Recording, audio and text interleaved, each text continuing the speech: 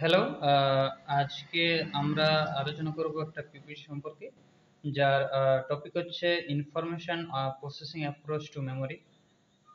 কি কি স্ট্র্যাটেজিস আছে এবং তার কিছু এক্সাম্পল সমেত এফেক্টিভ মেমোরাইজেশন এর জন্য স্টুডেন্টদের এফেক্টিভ মেমোরাইজেশন কি কি স্ট্র্যাটেজিস করা যেতে পারে সেই বিষয়ে, যেটি আমাদের কোর্স 1.2.3 এর অন্তর্গত। চলো শুরু করা যাক। তাহলে প্রথমত আমরা যে বিষয়ে আলোচনা করব, প্রথম হচ্ছে ইন্ট্রোডাকশন, যেখানে বলা হবে যে মেমোরি কিভাবে কাজ করে। তারপর আছে স্টেজেস অফ মেমোরি, কি কি স্টেজ রয়েছে, এবং তারপর আছে প্রসেস অফ মেমোরি, মেমোরির কি কি প্রসেস রয়েছে, এফেক্টিভ মেমোরাইজেশন স্ট্র্যাটেজিস, আর শেষে আছে কনক্লুশন। তো ফার্স্ট ইন্ট্রোডাকশনে আমরা জানবো যে মেমোরি কিভাবে কাজ করে। তার আগে জানি যে মেমোরি জিনিসটা কি। মেমোরি হচ্ছে একটা ইনফরমেশন প্রসেসিং সিস্টেম, বা বলতে পারি একটা প্রসেস, যেটা সাধারণত ইনকোডিং, স্টোরেজ আর রিট্রিভারের দ্বারা কাজ করে। এই ইনকোডিং, স্টোরেজ আর রিট্রিভাল জিনিসটা কি, এগুলো বিশ্লেষণ করা যায়। আমরা যদি আমাদের মেমোরিটাকে একটা কম্পিউটারের সঙ্গে ভালোভাবে তুলনা করি, তাহলে ব্যাপারটা আরো বোঝাতে সুবিধা হবে। ধরে নেওয়া যাক, যেমন কম্পিউটার জিরো আর ওয়ান ছাড়া কিছুই বোঝে না। যেখানে কিবোর্ড বা যে কোনো ইনপুট ডিভাইস দ্বারা যখন আমরা কম্পিউটারে কিছু ডাটা ইনপুট করি, তখন সেটি জিরো আর ওয়ানের ইনকোডের আকারে কম্পিউটারে প্রবেশ করে স্টোরেজ হয়ে, মানে জমা হয় যে র্যাম আছে সে তার মধ্যে। যখনই জমা হয়ে গেল, তারপর যখন কম্পিউটার থেকে আমরা কোনো কিছু রিট্রিভ করার চেষ্টা করি বা কোনো কিছু আউটপুট পাওয়ার চেষ্টা করি, তখন সেই জমা তথ্য থেকে আমাদের তথ্যগুলো বেরিয়ে আসে, মানে ডিকোডিং হয়। ঠিক তেমনিভাবে আমাদের মেমোরি ঠিক এমনিভাবে কাজ করে। পরিবেশ থেকে কোনো তথ্য, উদ্দীপনা, প্রতিক্রিয়া দ্বারা ইনকোডিং আকারে, অর্থাৎ আমাদের যে সেন্সরি অর্গান আছে, সেই সেন্সরি অর্গানের দ্বারা আমাদের মস্তিষ্কে পৌঁছায়।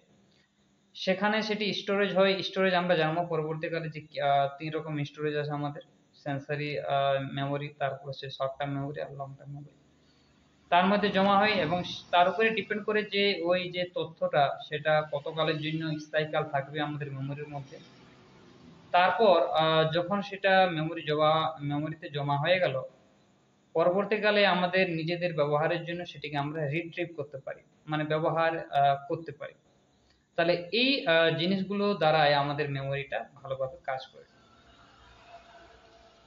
এরপর জানবো আমরা স্টেজেস অফ মেমোরি, কি কি স্টেজ আছে। তাহলে আমরা প্রথমেই বললাম যে তিন রকমের স্টেজ আছে।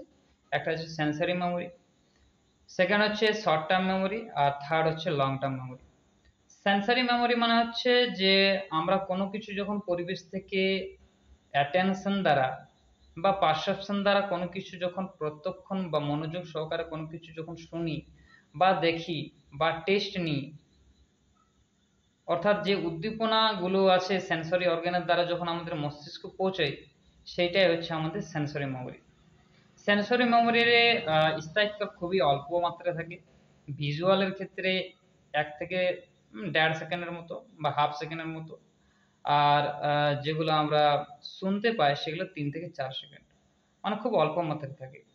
কিন্তু এক্ষেত্রে যে ক্যাপাসিটিটা অনেকটা বেশি থাকে ক্যাপাসিটি, এবং এটি থেকেই সেন্সরি মেমোরি থেকেই আমরা যদি ওই তথ্যটাকে আবার রিপিটেশন করি বা ভালোভাবে একটু চিন্তা করি বা মনে করার চেষ্টা করি, তাহলে সেটি শর্ট টার্ম মেমোরিতে পৌঁছে যায়। শর্ট টার্ম মেমোরি হচ্ছে সেন্সরি মেমোরির পরেই পরের ধাপ।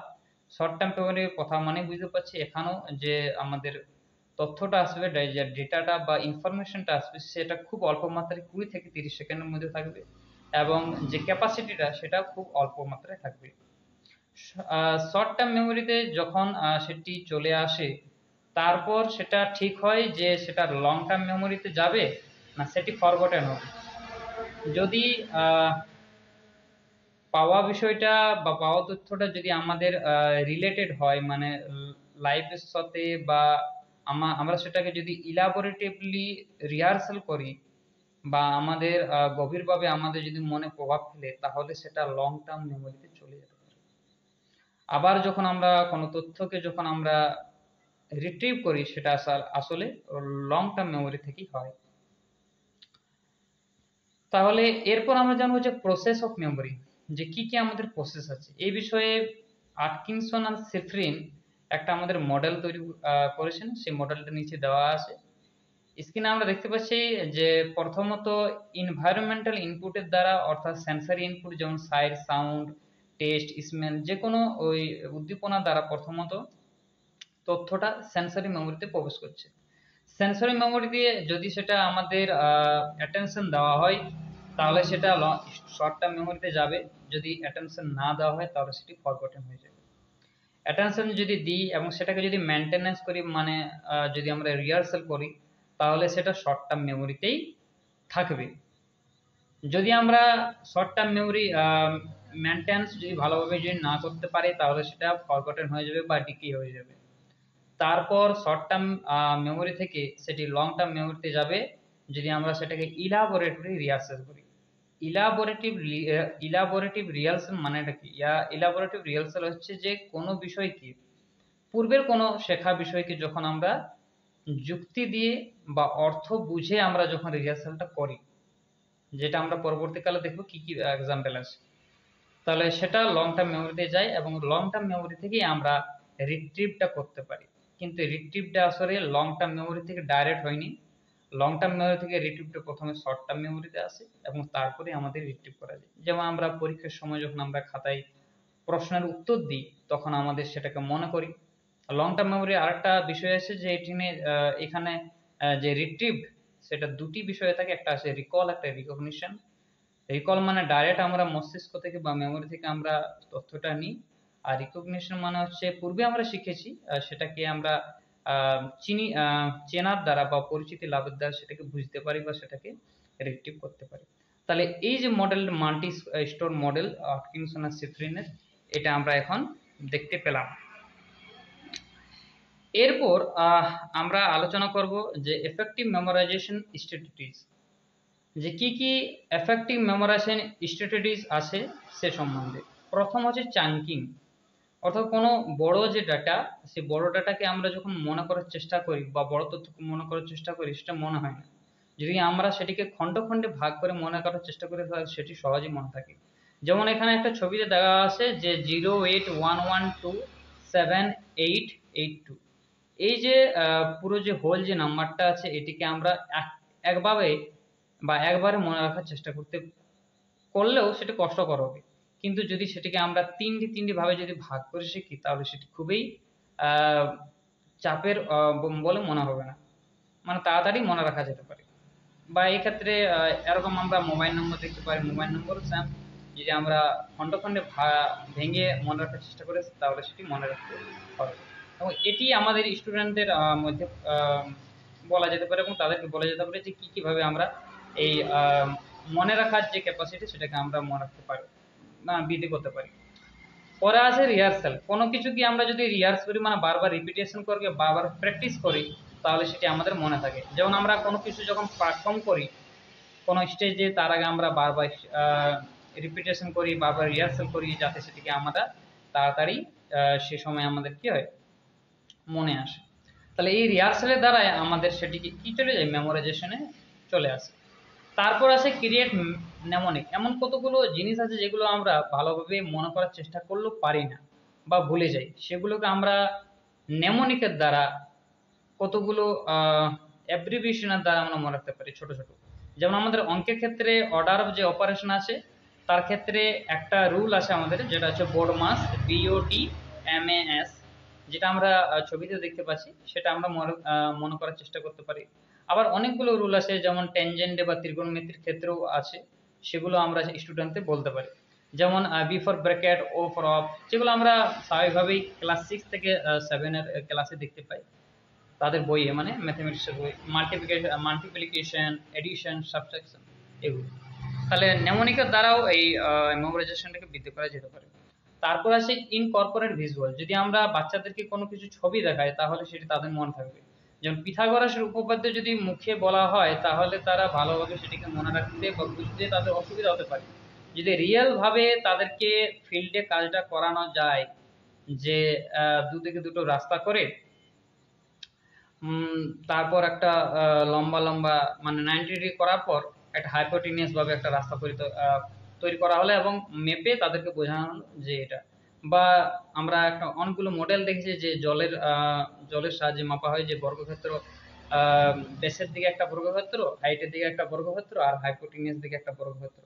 আর আমরা দেখতে পাই যে যে বর্গক্ষেত্রের যদি উপর যদি জল ভরাট করে দিই তাহলে ওই যে জলগুলো মানে বেসের জল আর হাইটের জল, বর্গক্ষেত্রের জলটা হাইপোটেনিয়াস যে বর্গক্ষেত্র তার জলে একদম পরিপূর্ণভাবে চলে আসে। তাহলে এই যে ভিজুয়াল ভাবে আমরা দেখানো যেতে পারে, তারা যাতে এটা ভালোভাবে মনে রাখতে পারে। ফ্রিকোয়েন্ট শর্ট রিভিউজ, তাদেরকে বলা যেতে পারে যে কোনো কিছু মনে রাখার ক্ষেত্রে বারবার সেটিকে কিছু কিছু মিনিট পর পর 5 মিনিট বা 10 মিনিট পর পর সেটিকে রিভাইজ করা। যেমন আমরা দেখতে পাই যখন আমরা পরীক্ষার সময় বা পরীক্ষার আগে যদি পড়াশোনাটা করি বা তার আগে অনেক পড়াশোনা করি, তখন আমরা সেটিকে মনে রাখার জন্য 1 দিন বা 2 দিন পর পর সেটিকে পড়ে রিভাইজ করতে থাকি যাতে আমাদের সেটি মনে থাকে।